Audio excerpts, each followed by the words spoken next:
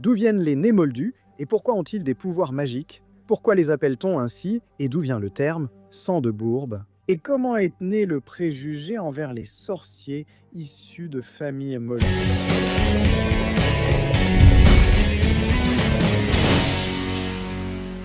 Salut les sorciers, ça va? Si tu viens d'arriver ici au Chaudron Baveur, arrête d'être un moldu.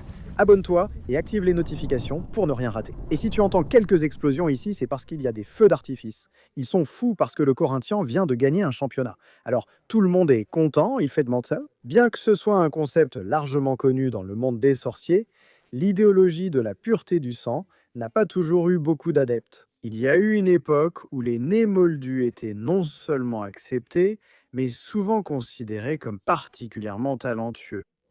Ceux qui naissaient dans des familles non magiques, mais possédaient de la magie, étaient même connus par un terme affectueux. Mad Bobs, qui n'était rien d'autre que la combinaison du mot magic, qui signifie magie, et Bob, qui veut dire apparaître. Le sens était à peu près celui de magie qui apparaît, car il croyait que cette magie surgissait de nulle part chez cet individu en particulier. Mais contrairement à ce que l'on croyait autrefois, la magie ne surgit pas de nulle part. Après de nombreuses études, il a été constaté que tout sorcier né dans une famille moldue a au moins un ancêtre sorcier dans sa lignée. Ce qui arrivait le plus souvent, c'était qu'un craquemol, c'est-à-dire quelqu'un né de parents sorciers, mais qui ne développe pas de magie, épousait un moldu. Et alors, de ce mariage, naissaient des descendants, ces descendants sans magie, mais avec le gène magique. Ils ne développaient pas de magie, mais le gène magique était présent. Alors ils transmettaient ce gène de génération en génération, et il arrivait un moment où ce gène devenait actif. Et la personne naissait sorcier,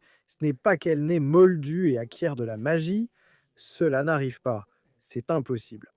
Né de moldu n'est qu'un terme en fait. Et très souvent, cette personne qui naît moldue, n'est-ce pas? Elle ignore totalement qu'un sorcier a existé dans sa famille, car cette information s'est perdue au fil des générations. Un fait très intrigant s'est produit aux États-Unis d'Amérique.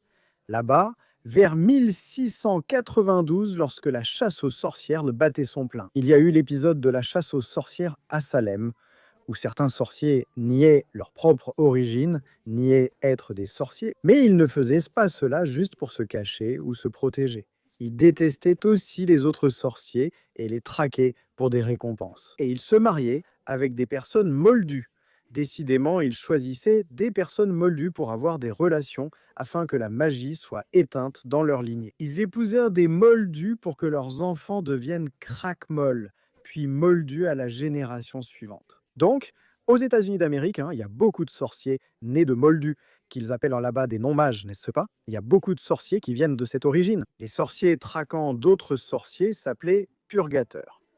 Mais la vraie question est, à quelle époque? Ces personnes qui étaient admirées, qui avaient même une appellation affectueuse, sont-elles devenues la cible de préjugés? Ont-elles commencé à être considérées comme indignes, impures? D'où vient ce fort préjugé envers les nés moldus? Il faut comprendre que ce que nous allons analyser est très culturel et régional. Chaque coin du monde a sa façon de traiter les sorciers nés moldus, et il n'y a pas toujours de préjugés. Ce scénario est bien plus fréquent en Europe et aux États-Unis. On voit que la communauté magique ne fait pas tant de différence là-bas.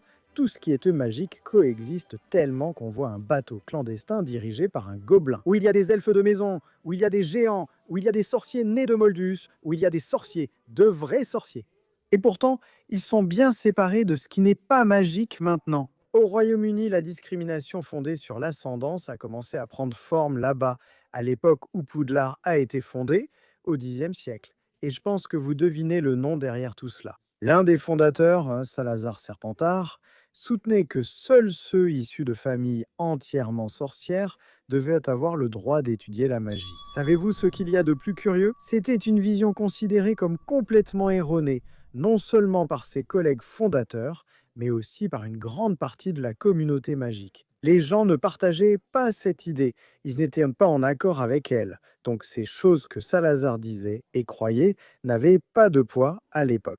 Bien sûr, comme tout eugéniste, Salazar Serpentard faisait appel à une pseudo-science, liant de nombreuses caractéristiques à l'hérédité qui, selon lui, rendait quelqu'un supérieur. Serpentard a publié de nombreuses études, entre beaucoup de guillemets, sur de prétendus indicateurs de pureté du sang, en plus de l'arbre généalogique lui-même, une forme physique d'identifier si un sorcier était pur ou non, selon ces articles de Serpentard. Ce qui était le plus souvent cité là-bas, c'est que les sorciers de sang pur manifestaient des capacités magiques précoces avant l'âge de 3 ans, ainsi que de la prouesse et de l'audace avant l'âge de 7 ans. C'était aussi un indicateur de pureté du sang si l'enfant de sang pur avait une aversion pour les cochons, car les cochons sont des créatures considérées comme totalement non magiques et particulièrement difficiles à ensorceler. Un autre indicateur, selon ces articles de Serpentard, était que le bébé de sang pur montrait de la peur et de l'inconfort. En présence de moldus ou de némoldus, et aussi que les sorciers de sang pur possédaient une beauté distincte et remarquable. Oui, on voit à quel point Crabbe et Goyle sont magnifiques, n'est-ce pas? Et Salazar lui-même, hein?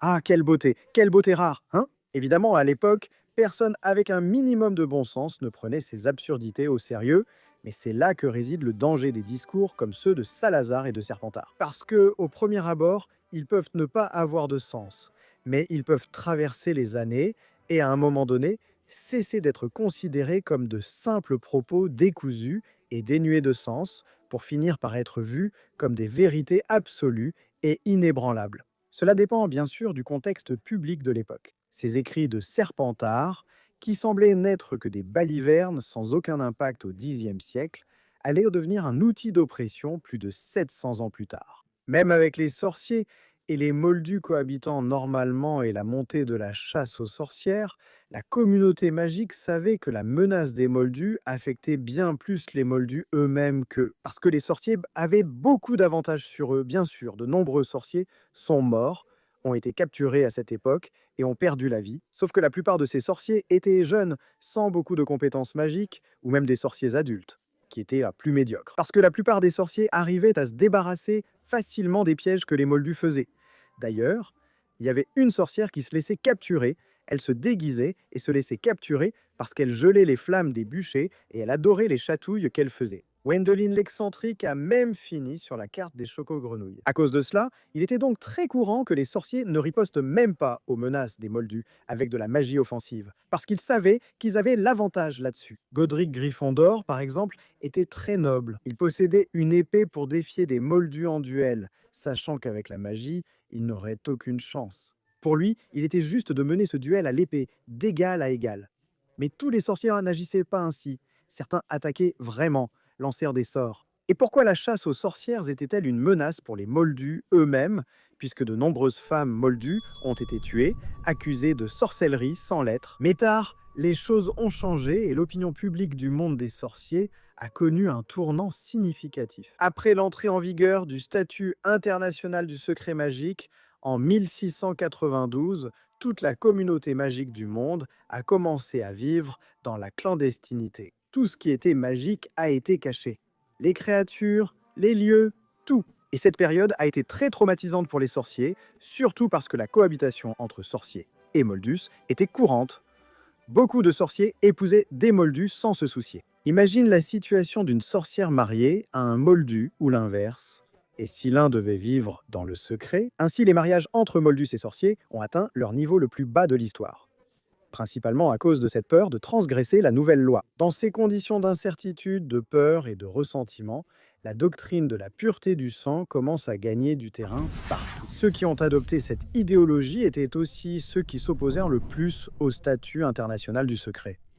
Ils prônaient à la place une guerre déclarée contre les moldus. Et maintenant, un nombre croissant de sorciers déclaraient que le mariage d'un sorcier avec un moldu était répugnant, dégoûtant et souillerait le sang magique, ce qui était contre nature. Mais comme le mariage entre sorciers et moldus était courant depuis des siècles, ceux qui, à cette époque, se disaient de sang pur n'avaient probablement pas une proportion de sang magique plus élevée que leur père, qui épousait eux des moldus. Ainsi, se qualifier soi-même ou sa famille de sang pur était une prise de position politique et sociale. De la même manière, les termes utilisés comme « né moldu » étaient politiques et sociaux, et non une affirmation biologique. Une personne ne naissait pas biologiquement moldue pour ensuite devenir sorcier. Ainsi, les écrits de Salazar Serpentard ont commencé à être utilisés comme base irréfutable par les sangs purs, ainsi que des études très douteuses et sans aucune confirmation. Là, au XVIIIe siècle, les indicateurs de pureté du sang ont de nouveau dominé les discours des sangs purs. Et de plus en plus, la communauté magique a été envahie par cette idéologie néfaste et mensongère. Évidemment, des études successives au département des mystères ont prouvé que toutes ces affirmations étaient fausses. Même ainsi, de nombreux partisans de cette idéologie continuent de citer et d'utiliser ces commandements de la pureté du sang à leur guise, au fil des décennies. Après le statut et après ce scénario de chaos, les mariages entre sorciers et moldus ont commencé à revenir lentement, jusqu'à retrouver des niveaux normaux. Et cela n'a jamais conduit à la découverte généralisée du monde des sorciers. D'ailleurs, il existe des livres publiés sur la façon dont les maris et femmes moldus restent totalement fidèles à ce secret du monde de la magie. Dans la philosophie du mondain, pourquoi les moldus ignorent-ils la morsure de Zeg? Ils racontent comment les moldus préfèrent ainsi ne pas dénoncer leur mari ou leur femme en parlant de sorcellerie, même lorsqu'ils divorcent. Il y a de fortes chances que ces personnes soient prises pour des folles chez les moldus. Imaginez finir un mariage et dire non, mon ex était vraiment une sorcière. Plus de 1000 ans après que Salazar Serpentard ait vécu, finalement, ces écrits pleins de préjugés et de méchanceté avaient contaminé une grande partie des familles qui se considéraient traditionnellement pures pendant la Seconde Guerre des Sorciers. Avec le succès du coup d'État de Voldemort contre le ministère de la Magie, le gouvernement fantoche a établi la commission d'enregistrement des nés moldus, qui n'était rien d'autre qu'un outil du système pour traquer et emprisonner les sorciers issus de familles non magiques, les accusant d'un crime impossible, voler la magie d'autres sorciers. Le gouvernement fantoche de Voldemort prônait la pureté du sang, comme Serpentard au Xe siècle, mais avec moins d'intensité. Mais cette fois, en utilisant la machine d'État, avec des propagandes sur la façon d'identifier les sangs impurs dans une société pacifique de sang pur. Dans ces documents, il qualifiait les sorciers de sang pur de pacifiques et gentils, et utilisait « sans impur »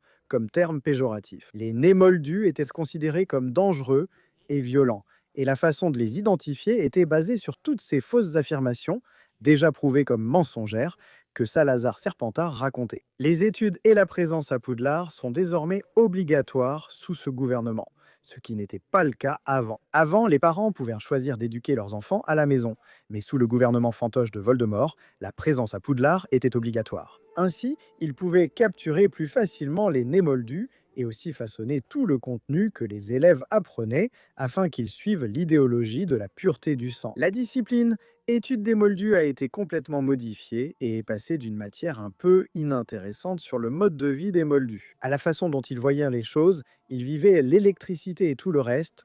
Pour une matière qui traitait les moldus comme des animaux, comme des porcs nés moldus, ils ont été persécutés, capturés, torturés, envoyés à Azkaban, et beaucoup sont morts. Simplement pour avoir commis le crime d'être ce qu'ils étaient depuis leur naissance, pour être quelque chose qu'ils ne pouvaient même pas choisir, le préjugé est une arme dangereuse, et bien souvent, il arrive déguisé de façon innocente, sous la forme d'un texte, d'un article que personne ne prend au sérieux, d'une blague, d'une opinion. Mais au final, cela reste le symptôme d'une société très malade, magique ou non. Ce qui était jugé incroyable et admirable à une époque. Comme naître dans une famille sans magie, mais posséder de la magie, cela peut finir par être vu avec mépris, répugnance, et même devenir la cible de l'oppression. Et c'est ainsi qu'est né le préjugé contre les nés moldus, que cette dénomination est apparue, que l'idéologie de la pureté du sang était née. Toutes ces informations proviennent de sources et de documents officiels. Le texte Pureté du sang et des infos sur le statut international du secret magique sont disponibles sur le site officiel de Harry Potter. Tout est dans les livres de la saga. On se retrouve au prochain épisode. D'ici là, Maléfice.